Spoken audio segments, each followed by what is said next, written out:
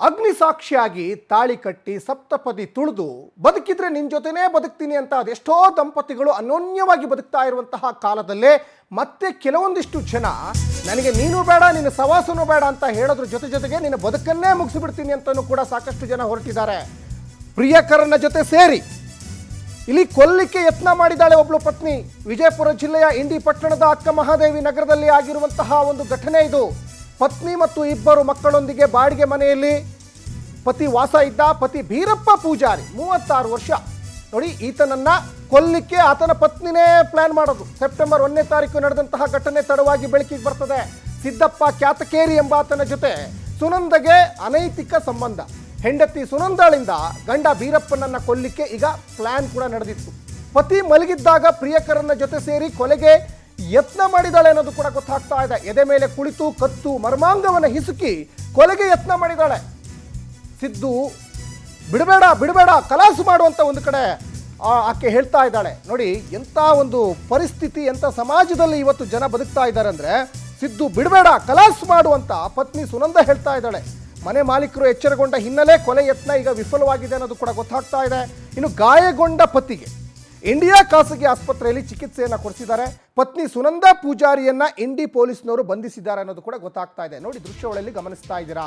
ಬೀರಪ್ಪ ಪೂಜಾರಿ ಕುತ್ತಿಗೆ ಆಲ್ಮೋಸ್ಟ್ ಅವ್ರು ಡ್ಯಾಮೇಜ್ ಆಗಿದೆ. ನೋಡಿ, ಅವರೆಲ್ಲ ಹೆಂಗೆ ಬ್ಯಾಂಡೇಜ್ ಎಲ್ಲ ಹಾಕ್ಕೊಂಡು, ಮತ್ತೊಂದು ಕಡೆ ನೋಡಿ ಆ ಪ್ರಿಯಕರ ಮಧ್ಯದಲ್ಲಿರೋವಂಥದ್ದು ಸುನಂದ. ಮತ್ತು ಈ ಸಂಪತ್ತಿಗೆ ಯಾಕ್ರಿ ಮದುವೆ ಆಗಬೇಕು? ನೀವು ಯಾಕೆ ಮದುವೆ ಆಗಬೇಕು? ನೋಡಿ, ಒಬ್ಬರ ಲೈಫನ್ನು ಯಾಕೆ ಹಾಳು ಮಾಡೋಕ್ಕೆ ಮುಂದಾಗ್ತೀರಾ? ಇಂಥದ್ದೇ ಘಟನೆ ಈಗ ನಿನ್ನೆ ಮೊನ್ನೆ ಕೂಡ ನಡೀತಲ್ಲ ಆನೇಕಲ್ನಲ್ಲಿ. ಸುಮ್ಮನೆ ಕಾಟಾಚಾರಕ್ಕೆ ಮದುವೆ ಆಗ್ತೀರಾ? ಇನ್ನೊಬ್ಬನ್ನ ನೀವು ನೋಡ್ಕೊಳ್ಳೋದಾದರೆ ಮುಂಚೆನೇ ಪ್ಲ್ಯಾನ್ ಮಾಡಿಕೊಂಡು ಅವರನ್ನೇ ಮದುವೆ ಆಗಿ, ಅದು ಬಿಟ್ಕೊಂಡು ಯಾರ್ದೋ ಲೈಫಿಗೆ ಎಂಟ್ರಿ ಕೊಡ್ತೀರಾ. ಒಂದು 4-6 ವರ್ಷ ಇರ್ತೀರಾ, ಆಮೇಲೆ ಮಕ್ಕಳನ್ನೂ ಮಾಡ್ಕೊಳ್ತೀರಾ, ಆಮೇಲೆ ಇನ್ನೊಬ್ಬನ ಜೊತೆ ಜೂಟ್ ಹೇಳ್ತೀರಾ. ಮತ್ತು ಜೂಟ್ ಹೇಳೋದಷ್ಟೇ ಅಲ್ಲ, ತನ್ನ ಗಂಡನನ್ನು ಸಾಯಿಸಬೇಕು, ಸಾಯಿಸಿಬಿಟ್ಟು ಆಮೇಲೆ ಅದಕ್ಕೊಂದಿಷ್ಟು ಇಲ್ಲ ಸಲ್ಲದ ಕತೆ ಕಟ್ಟಬೇಕು. ಇಷ್ಟೇ ನಿಮ್ಮ ಜೀವನ, ನಿಮ್ಮ ಜೀವನದ ಇದೆ. ನೋಡಿ, ಸ್ವಾಮಿ ವಿವೇಕಾನಂದ ಅವರೊಂದು ಮಾತು ಹೇಳಿದ್ದಾರೆ. ಅದನ್ನು ಸಾಕಷ್ಟು ಜನ ಹೆಣ್ಮಕ್ಳು ತಪ್ಪಾಗಿ ತಿಳ್ಕೊಂಡಿದ್ದಾರೆ ಅಂತ ಕಾಣಿಸುತ್ತೆ. ಎದ್ದೇಳು ಗುರಿ ಮುಟ್ಟುವ ತನಕ ನಿಲ್ಲದಿರು ಅಂದರೆ ನೀನು ಒಳ್ಳೆ ಸಕಾರಾತ್ಮಕವಾದ ಸಾಧನೆ ಮಾಡುವಂಥ ಇನ್ನೊಬ್ಬನ ಜೊತೆ ಓಡ್ ಹೋಗುವಂತಲ್ಲ. ಎಸ್, ನೊಂದಿರುವಂತಹ, ಕಣ್ಣೀರು ಸುರಿಸಿರುವಂತಹ ಪತ್ನಿಯಿಂದ ಕೊಲೆಗೆ ಯತ್ನಕ್ಕೆ ಒಳಪಟ್ಟಿರುವಂತಹ ಸುನಂದಾ ಪತ್ನಿ ಬೀರಪ್ಪ ಪೂಜಾರಿ ಸಂಪರ್ಕಕ್ಕೆ ಬಂದಿದ್ದಾರೆ. ಬೀರಪ್ಪ ಪೂಜಾರಿ ಅವರೇ, ನಮಸ್ಕಾರ. ಬೀರಪ್ಪ ಪೂಜಾರಿ ಅವರೇ, ನನ್ನ ಧ್ವನಿ ಕೇಳಿಸ್ತಾ ಇದೆಯಾ? ಎಸ್ ಬೀರಪ್ಪ ಪೂಜಾರಿ ಅವರೇ, ಈಗ ನಿಮಗೂ ನಿಮ್ಮ ಪತ್ನಿ ಸುನಂದಾ ಅವರ ನಡುವೆ ಒಂದಿಷ್ಟು ಮನಸ್ತಾಪಗಳಾಗಿ ನಿಮ್ಮನ್ನ ಕೊಲ್ಲಿಕ್ಕೆ ಪ್ರಯತ್ನ ಪಟ್ಟರು ಅನ್ನುವಂತಹ ಮಾಹಿತಿ ಇದೆ. ಏನೇನಾಯ್ತು? ಯಾಕೆ ನಿಮ್ಮನ್ನ ಕೊಲ್ಲಿಕ್ಕೆ ಪ್ರಯತ್ನ ಪಟ್ಟರು ಬೀರಪ್ಪ ಪೂಜಾರಿ ಅವರೇ?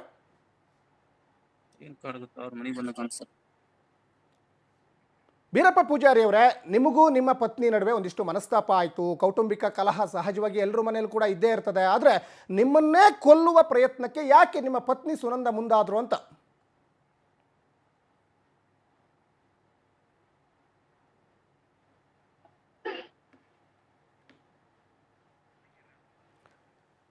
ಎಸ್, ಬೀರಪ್ಪ ಪೂಜಾರಿ ಅವರು ಸಂಪರ್ಕದಲ್ಲಿದ್ದಾರೆ. ಬಹುಶಃ ಅವರಿಗೆ ಧ್ವನಿ ಕೇಳಿಸ್ತಾ ಇಲ್ಲ ಅಂತ ಕಾಣಿಸುತ್ತೆ.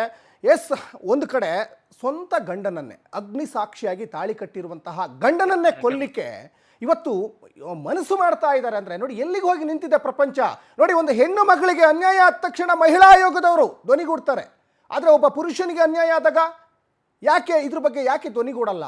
ಯಾಕೆ ಪುರುಷರಿಗೊಂದು ನ್ಯಾಯ, ಮಹಿಳೆಗೊಂದು ನ್ಯಾಯನ ಅನ್ನುವಂತಹ ಪ್ರಶ್ನೆಗಳು ಸಹಜವಾಗಿ ನೊಂದ ಬೆಂದು ಇವತ್ತು ಕಣ್ಣೀರು ಸುರಿಸಿರುವಂತಹ ಅದೆಷ್ಟೋ ಪುರುಷರ ಮನಸ್ಸಲ್ಲಿದೆ.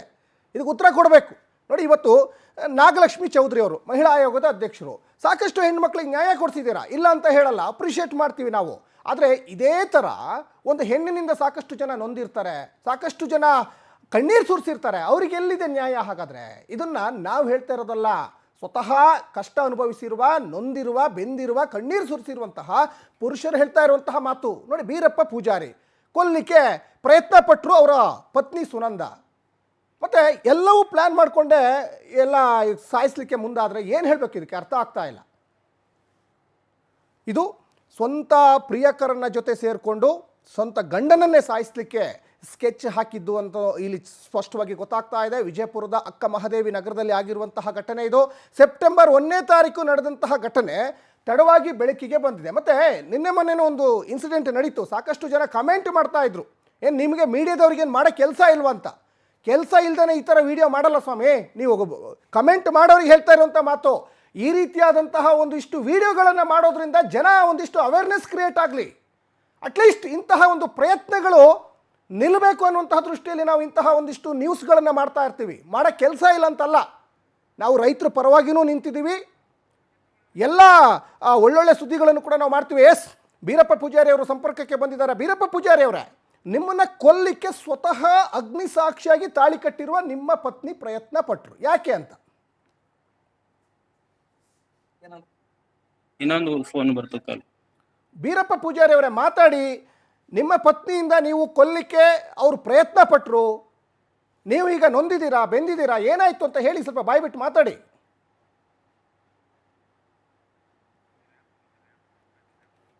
ಇದು ಪ್ರಿಯಕರನ ಜೊತೆ ಸೇರಿ ಸ್ವಂತ ಪತಿಯನ್ನೇ ಕೊಲ್ಲಿಕ್ಕೆ ಪ್ರಯತ್ನ ಪಟ್ಟಿರುವಂತಹ ಘಟನೆ ಅಕ್ಕ ಮಹಾದೇವಿ ನಗರದ ವಿಜಯಪುರದಲ್ಲಿ ಆಗಿರುವಂತಹ ಘಟನೆ ನೋಡಿ. ಆ ದೃಶ್ಯಗಳಲ್ಲಿ ಗಮನಿಸ್ತಾ ಇದ್ದೀರಾ. ಸುನಂದ ಅಂತ, ಸುನಂದ ಆಲ್ರೆಡಿ ಬೀರಪ್ಪ ಪೂಜಾರಿ ಅವ್ರನ್ನ ಮದುವೆ ಆಗಿದ್ದರೂ ಕೂಡ ಆಕೆಗೆ ಪ್ರಿಯಕರ ಬೇಕು ನೋಡಿ. ಆ ಪ್ರಿಯಕರನ್ನ ನೋಡ್ತಾ ಇದ್ದೀರಾ, ಸಿದ್ದಪ್ಪ ಕ್ಯಾತ್ಕೇರಿ ಅಂತ ಆತನ ಹೆಸರು, ಅವನು ಬೇಕಂತೆ.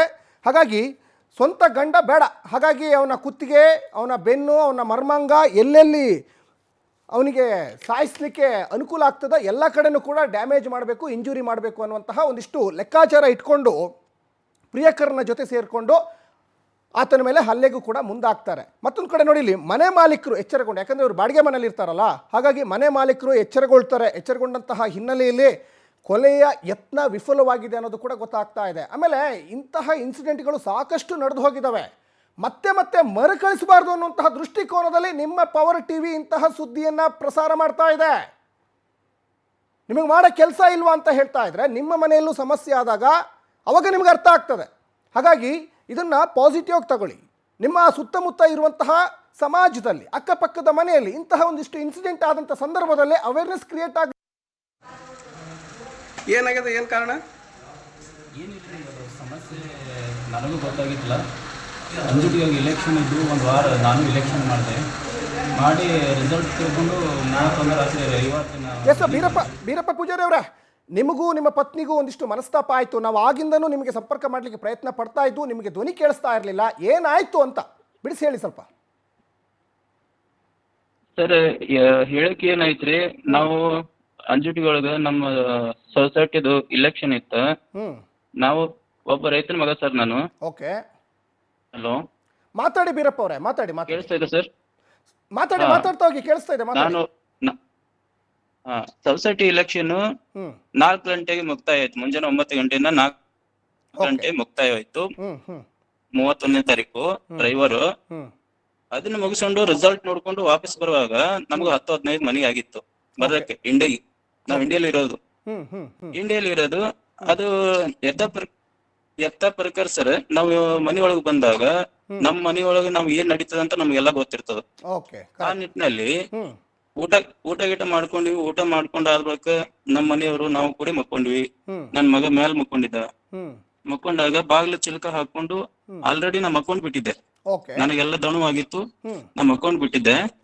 ನಮ್ಮ ಮನೆಯವರು ಈ ತರ ಮಾಡ್ತಾರಂತ ನಾನು ಅನ್ಕೊಂಡಿರ್ಲಿಲ್ಲ. ಆದ್ರೆ ಹೊರಗಿನ ಲಾಕ್ ಒಳಗಡೆ ಲಾಕ್ ಹಾಕಿ ಮಕ್ಕೊಂಡಿದ್ದೀನಿ ನಾನು. ಅವರು ಎಲ್ಲ ಲೈಟ್ ಆಫ್ ಮಾಡ್ಬಿಟ್ಟು ನನ್ನ ಪೂರ್ಣ ಅಂದ್ರೆ ಕತ್ತಿ ಹಿಚ್ಚಿಕಿ ಕೊಲ್ಲುವಂತ ಪ್ರಯತ್ನ ಅವರು ಮಾಡುವಾಗ ನನ್ನ ಕನಸಿನಲ್ಲಿ ಕಂಡಂಗೆ ನನಗೆ ಆಗ್ಬಿಟ್ಟಿದೆ. ಆದ್ರೆ ಉಸಿರುಗಟ್ಟದಾಗ ಗೊತ್ತಾಗಿದೆ ನನಗೆ ಇವರು ಯಾರು ನನಗ ಜೀವ ಹೊಡಿತಾ ಇದಾರೆ ಅಂತ. ಅಂದ್ರೆ ಕೊಲ್ಲಿಕ್ಕೆ ಪ್ರಯತ್ನ ಪಡ್ರಲ್ಲ ಬೀರಪ್ಪ ಪೂಜಾರಿ ಅವರೇ, ನಿಮ್ಮ ಪತ್ನಿ ನಿಮ್ಮನ್ನ ಕೊಲ್ಲಿಕ್ಕೆ ಪ್ರಯತ್ನ ಪಡೋದಕ್ಕಿಂತ ಮುಂಚೆ ಏನಾದ್ರು ಗಲಾಟೆ ಘರ್ಷಣೆಗಳು ಏನಾದ್ರು ಆಗಿತ್ತಾ ಸಂಸಾರದಲ್ಲಿ? ಏನಾದ್ರು ಏನು ಇಲ್ಲ ಸರ್, ಇಲ್ಲ ಸರ್, ಏನು ಇಲ್ಲ. ಆ ತರದಾಗಿದ್ದರೆ ಅದು ಒಂದು ಅಫೇರ್ಸ್ ಹಾಕಿ ಇಟ್ಕೊಂಡದ್ದು ಕನ್ಫರ್ಮ್ ಆಗಿ ನಮ್ಗ ಆಕಿ ತನಿಖೆ ಒಳಗ್ ಗೊತ್ತಾದ ಬಳಿಕ ನಮ್ಗೆ ಗೊತ್ತಾಗುತ್ತೆ ಸರ್. ಅಲ್ಲಿವರೆಗೆ ತನಕ ನಮ್ಗೆ ಗೊತ್ತಾಗಿಲ್ಲ ಅದು. ಅಂದ್ರೆ ನಿಮ್ಮ ಪತ್ನಿಗೆ ಬೇರೆಯವ್ರ ಜೊತೆ ಒಂದಿಷ್ಟು ಸ್ನೇಹ ಇತ್ತು, ಅದು ನಿಮ್ಗೆ ಗೊತ್ತಾಗಿ ಏನಾದ್ರು ಒಂದಿಷ್ಟು ಮನಸ್ತಾಪಗಳಾಗಿತ್ತಾ? ಮನಸ್ತಾಪಗಳು ಅನ್ನೋದ್ರೆ ನಾನು ಸಿದ್ದಪ್ಪಗಾಗ್ಲಿ ಹೇಳಿ ಅವನು ಮತ್ತೆ ನಮ್ಮ ಮನೆಯವ್ರಿಗಾಗ್ಲಿ ಹೇಳಿ ನಾನು ಹೇಳಿದ್ದೆ ಅವ್ರಿಗೆ ನೋಡಪ್ಪ ತಪ್ಪು ದಾರಿ ಒಳಗ ಯಾವ್ದು ನಿಟ್ಟಲ್ಲಿ ತಲೆ ಬಾಗಿಸ್ಬೇಡ ಅಂತ ನನ್ನ ಮನೆಯವ್ರಿಗೆ ಹೇಳಿದ್ದೆ ನಾನು. ಅದೇ ರೀತಿ ಅವಳು ನಡ್ಕೊಂಡಳಂತೂ ನನ್ಗೆ ಗೊತ್ತಿತ್ತು. ಆದ್ರೂ ಅದ್ರ ಮೇಲೆ ನಮ್ಮ ಪದೇ ಪದೇ ಹೇಳೋದ್ರಿಂದ ನಮ್ಮ ಮನೆಯೊಳಗೆ ಮನಸ್ತಾಪ ಆಗ್ತಾವ ಅಂತ ಹೇಳಿ ನಾ ಹೇಳಕ್ ಹೋಗ್ಲಿಲ್ಲ ಸರ್. ನಿಮ್ಮ ಪತ್ನಿ ನನಗೆ ಯಥಾ ಪ್ರಕಾರ ಕೆಲಸ ಇತ್ತು. ನಿಮ್ಮ ಪತ್ನಿ ಸುನಂದ್ ಅವರು ಹೊರಗಡೆ ಕೆಲ್ಸಕ್ಕೆ ಹೋಗ್ತಾ ಇದ್ರ ಅಥವಾ ಅವ್ರು ಮನೇಲೇ ಅಡಿಗೆ ಮಾಡ್ಕೊಂಡು ಮನೇಲೇ ಇದ್ರ ಹೇಗೆ ಅಂತ? ಸರ್ ಮನೆಯಲ್ಲೇ ಕೆಲಸ ಮಾಡ್ಕೊಂಡಿದ್ರು ಸರ್ ಅವ್ರು. ಮತ್ತೆ ಹೇಗೆ ಪರಿಚಯ ಹೇಗಾಯ್ತು? ನಿಮ್ಮ ಊರ್ನವ್ರು ಅವರು ಸಿದ್ದಪ್ಪ? ಹಾ, ಸಿದ್ದಪ್ಪ ನಮ್ಮ ಊರವ್ರು ಸರ್. ಅವರು ರೈತರೇ ಆಗಿರೋದ್ರಿಂದ ನಮ್ಮಲ್ಲಿ ಟ್ರಾಕ್ಟರ್ ಹೊಡ್ಯಾಕ ಮಾಡಾಕ ಬಾಡಿಗೆ ಅವ್ರು ಬರ್ತಾ ಇದ್ರು ಸರ್. ನಿಮ್ಮ ಮನೆಗೆ ಬರ್ತಾ ಇದ್ರು ಆಗಾಗ? ಇಲ್ಲ, ನಮ್ ತೋಟಕ್ ಬರ್ತಾ ಇದ್ರು. ಬರ್ತಾ ಇದ್ರು. ಟ್ರಾಕ್ಟರ್ ಹೊಡೆಯೋತ್ನಾಗ ಬರ್ತಾ ಇದ್ರು ಸರ್. ಆ ಟೈಮಲ್ಲಿ ನಮ್ಗ ತಮ್ಮ ಅಣ್ಣ ಅನ್ಕೊಂತ ನಾವ್ ಬಂದಿದ್ದು. ಆದ್ರೆ ಒಂದ್ ದಿನ ಬಿ ಅವನಿಗೆ ನನಗ್ ಮನಸ್ತಾಪನೂ ಇಲ್ಲ, ಯಾವ್ದು ತೊಂದ್ರೆನೂ ಇಲ್ಲ. ಇದು ಫ್ರೆಂಡ್ಶಿಪ್ ಹ್ಯಾಂಗ್ ಆಗಿತ್ತು ಅಂತ ನನಗೆ ಗೊತ್ತಾಗಿಲ್ಲ ಸರ್. ಅವ್ರ ತನಿಖೆ ಒಳಗ ಸಾಹೇಬ್ರು ಕೇಳಿದಾಗ ಬಾಯಿ ಬಿಟ್ಟಾಗ ಅವ್ರು ನನಗೆ ಹೇಳ್ದಾಗೆ ಗೊತ್ತಾಗಿದ್ದು. ಮತ್ತೆ ರಾತ್ರಿನೇ ಅದು ಎಲ್ಲ ಕತ್ ಹಿಚ್ಕೋತ್ನಾಗ ನನಗೆ ಗೊತ್ತಾಗಿದ್ದು ಸಿದ್ದಪ್ಪ ಕ್ಯಾತನಕೆರೆ ಅಂತ. ನಾನು ಕನ್ಫರ್ಮ್ ಆದ ಬಳಿಕೆ ಅವನಿಗೆ 1:52 ನಿಮಿಷಕ್ಕೆ ನಾನು ಕಾಲ್ ಮಾಡಿದ್ದೆ ಸರ್ ಅವನಿಗೆ. ಇವನ್ ಯಾಕೆ ಬಂದ ಅಂತ ಅನ್ಕೊಂಡೇ ಕಾಲ್ ಮಾಡಿದ್ದೆ ಸರ್ ನಾನು. ಓಕೆ, ಅಂದ್ರೆ ಇದು ಪಕ್ಕಾ ಪ್ರೀ ಪ್ಲಾನ್ ಮಾಡ್ಕೊಂಡಿದ್ದಾರೆ, ನಿಮಗೆ ಗೊತ್ತಾಗಿಲ್ಲ ಅಷ್ಟೇ. ಪಕ್ಕಾ ಪ್ರೀ ಪ್ಲಾನ್ ಮಾಡ್ಕೊಂಡು ನಿಮ್ನ ಸಾಯಿಸ್ಲಿಕ್ಕೆ ಸ್ಕೆಚ್ ಹಾಕಿರೋದು. ಇದು ದಿಢೀರ್ ಆಗಿರುವಂತ ಪ್ರಯತ್ನ ಅಲ್ಲ ಇದು. ಅಂದ್ರೆ ಇದು ದಿಢೀರ್ ಅಂತ ನನಗ ಅನಿಸ್ತಾ ಇಲ್ಲ ಸರ್. ಅದು ಇದು ಅಲ್ಲ, ಬಾಳ ದಿನದ ಅವರು ಮುಗಿಸ್ಬೇಕಂತ ಪ್ಲಾನ್ ಹಾಕೊಂಡಿದ್ದಾರೆ. ಆದ್ರೆ ನನಗೆ ಗೊತ್ತಾಗಿಲ್ಲ ಅದು.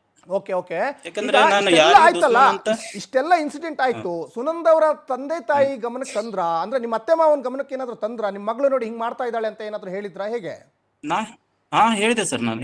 ಈಗ ಅವ್ರಿಗೆ ಬೆಳಿಗ್ಗೆ ಕರೆಸಿ ಹೇಳಿದೆ ಸರ್ ನಾನು. ನಿಮ್ದೇನು ಪ್ರೇಮ ವಿವಾಹ ಅಥವಾ ಅರೇಂಜ್ ಮ್ಯಾರೇಜಾ ಹೇಗೆ ಅಂತ? ಸರ್ ನಮ್ದು ಅರೇಂಜ್ ಮ್ಯಾರೇಜ್ ಸರ್. ಓಕೆ, ಅಂದ್ರೆ ಎಷ್ಟು ವರ್ಷ ಆಯ್ತು ನಿಮ್ದು ಮದುವೆ ಆಗಿ? ಸರ್ 2013. ಓಕೆ, ಮೇ ತಿಂಗಳಲ್ಲಿ.